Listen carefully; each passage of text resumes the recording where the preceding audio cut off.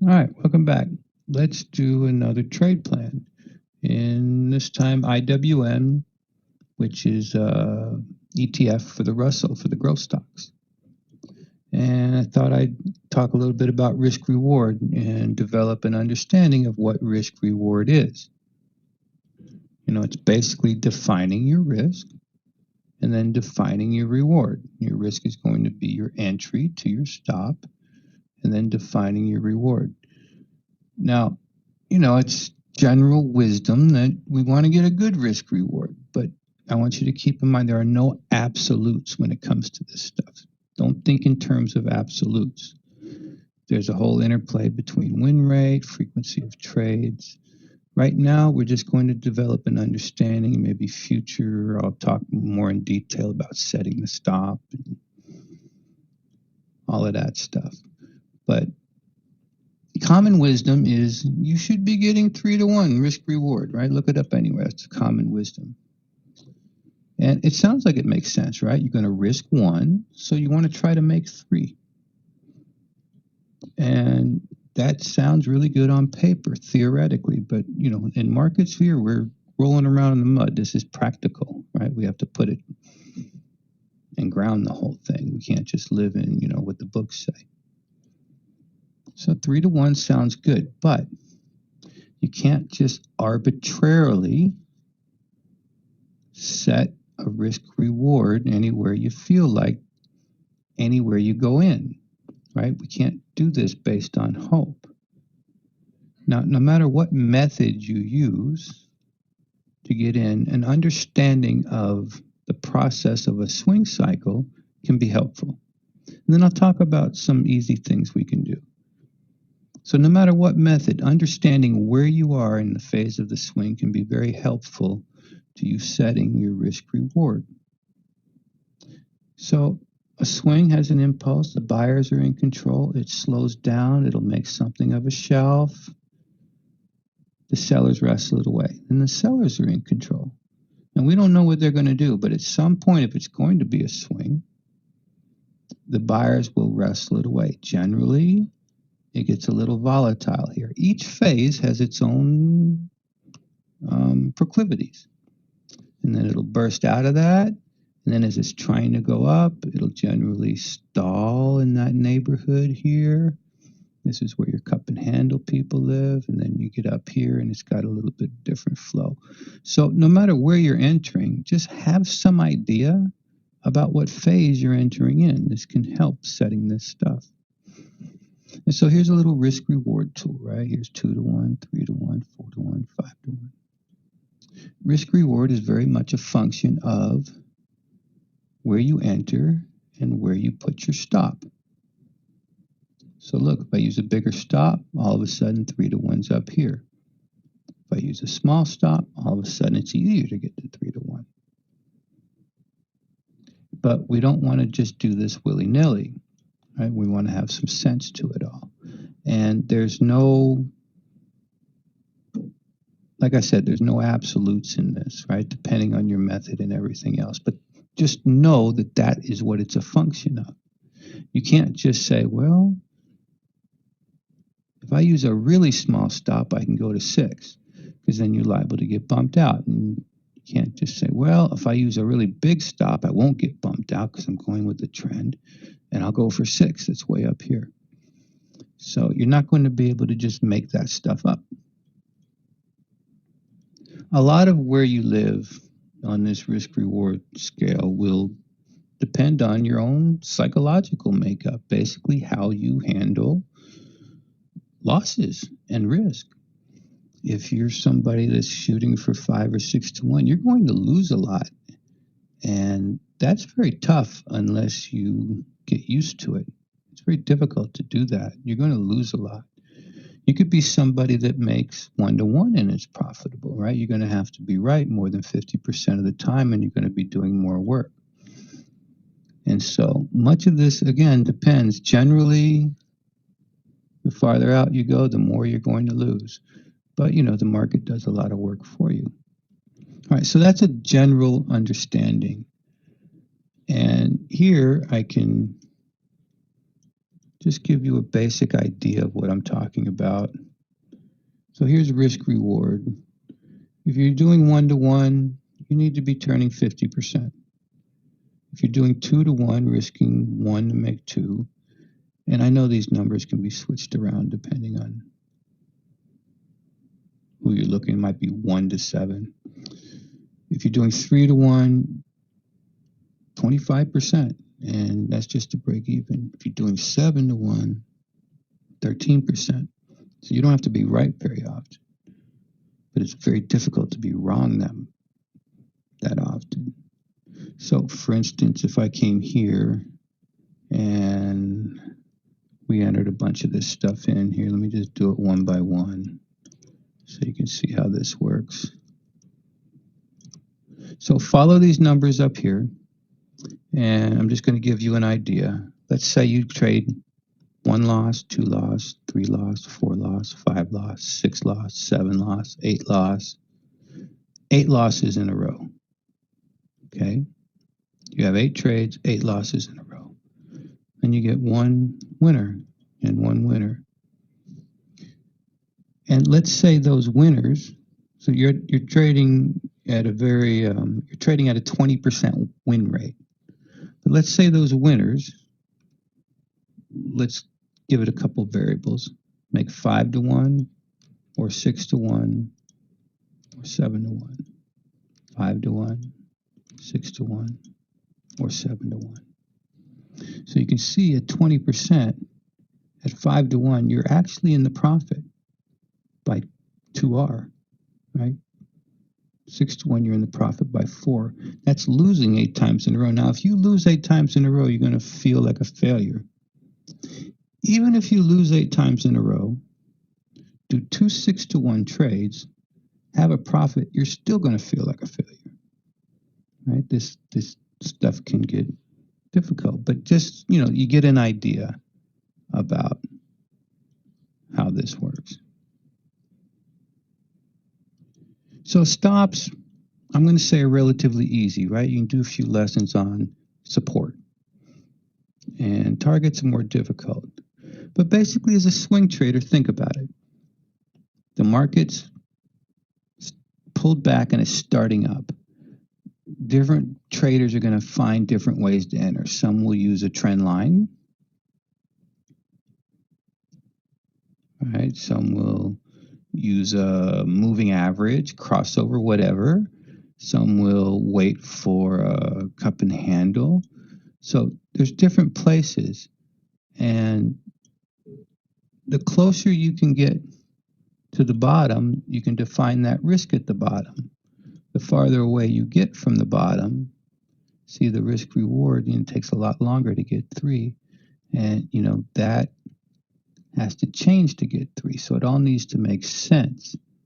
Now, I'm not proposing best methods here. I'm just, depending on where you enter a breakout, you're not going to have your stop there because you can't hardly win anything.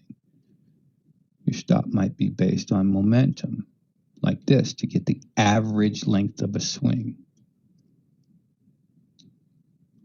And to know the average length of a swing, you got to have a clean set of numbers, a clean set of statistics with an objective method, and that will give you the average length of a swing. And most people won't have that. So support's relatively easy. Look, buyers, buyers, buyers, buyers, buyers, buyers, drops, they hold, boom, boom. Support can be found just by finding the most touches. All right, the most touches, not the high, not the low, the most touches, right? The bulk of things. That's where you're going to find support and resistance, at the bulk. And so you can see, right? They're holding, they give out, they wash and rinse it. They slam down. So this is just simple observing. They slam down and then they go up, right? So this tells me there's some buyers along this level, and that kind of gives me an idea where I might want to put a stop. The rest of the program is, do I want to enter here, here, here, here, right? All of that will make a difference to my risk reward. If you decide you want to enter up here, then you are hoping for momentum. If you decide, like me, I'd rather get a little closer to my stop, then you're willing to let that run go, right? There's give or take in all of this. Now, I'm going to say the best thing you can do, probably if you're unsure about reward, is to use something simple. Something like a moving average, a parabolic stop. Let the market take you out. Use whatever entry you want. Here, let's just play a little bit. And let's put this on a smaller time frame. I'll do a 39-minute. That way we can get some swings in here. See if you market swing, depending on where you go. You know, the market's going to give you X amount.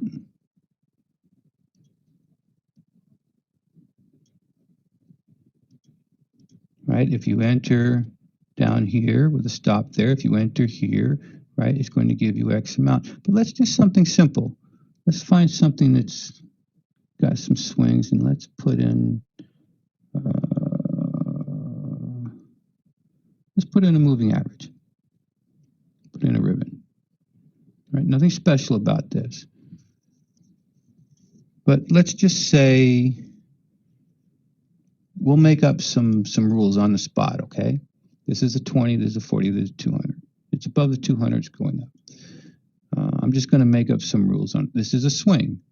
My basic rules are don't trade this system. I'm making it up.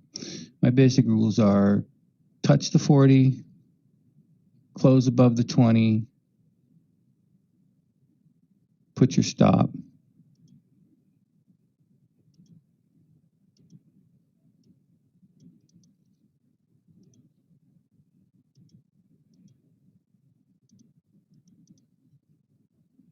Just try my risk reward tool here. Put your stop below price, all right?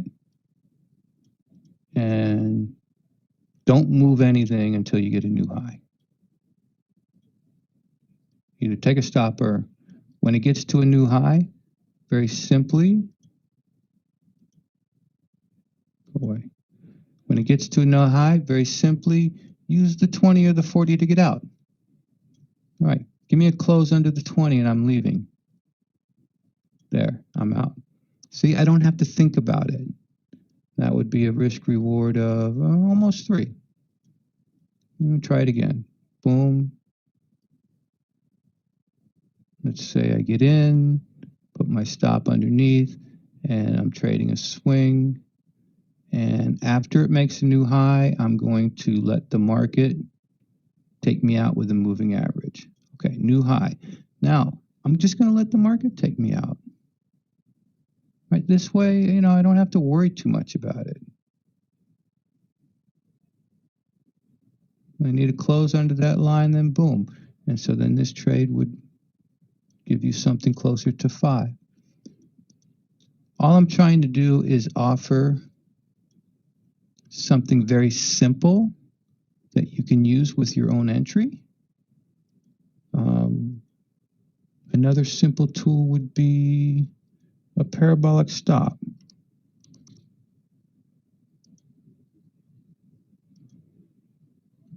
So same thing, right? You enter new high. As soon as it flips over, you get out.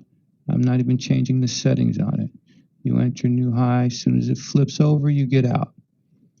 So that's that, right? Use something simple to get you out without worrying about it. Until you learn a little bit more about setting targets. Setting targets, you're going to have to be very precise with what you're doing.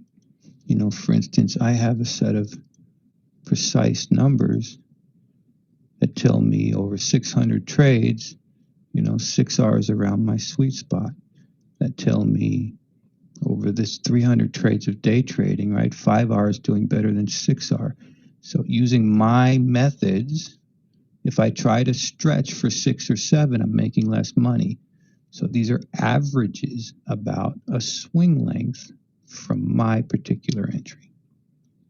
All right, so I'm trying to squeeze a lot into this little lesson, but moral of the story, do something simple to get you out and just begin to develop a understanding. So that's, hopefully I didn't complicate it too much, but that's the basics of an understanding. Find something simple to get you in. Find something simple to get you out. Make sure it's objective. So now let's go ahead and set up, let's go ahead and set up our plan, which is, what this series is about really. And I'm just going to use a percentage of the reaction leg that's going to mimic this line basically. And this is going to give me my exact entry, my exact stop. All right, so now we want to fill out our plan.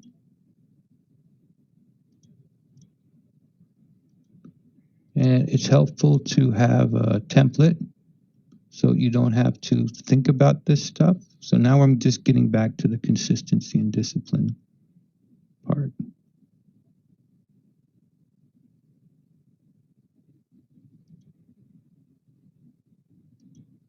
Okay, I know exactly how much I'm going to risk. I know exactly where my entry is going to be. And so now I'm planning every aspect of the trade now that I've done all this technical analysis work. So I know exactly I'm going to get in 192.02. I know where I'm going to place my stop, and I know why. We talked a little bit about that. I want to get underneath these guys, 187.53. And to get the shares, now this is part of my documentation too. I'm going to enter it into a spreadsheet. This is just a simple spreadsheet. And today is the 13th. And we're talking IWM.